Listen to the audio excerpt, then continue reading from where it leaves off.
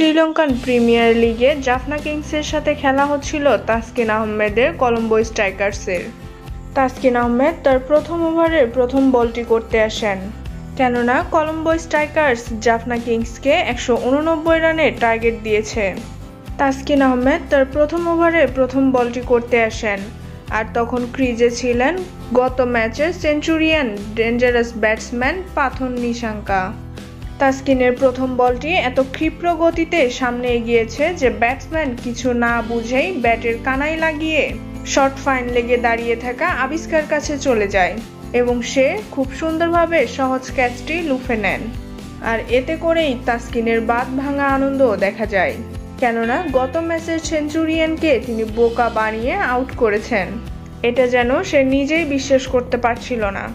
আর commentary সেকশনে যারা ছিলেন তারা তো একেবারে দাঁড়িয়ে যায়। তারা ভাবতেই পারেনি এত গতিসম্পন্ন বাউন্স একটি বল ক্যাচ আউট হতে পারে। এই বলটি তাসকিন আহমেদ কিভাবে করলেন তারা তো অবাক হয়ে গেছে। তারা সাথে সাথে তাসকিনের প্রশংসা করে বলেন, এরকম ওভারে এরকম উইকেট আমরা কিন্তু অনেক দিন দেখি না। স্পেশালি শ্রীলঙ্কান লিগে আজকে যে ঘটনাটি ঘটলো এর আগে কখনো ঘটেনি। অনবদ্য একটি ডেলিভারি ছিল তাসকিন আহমেদের।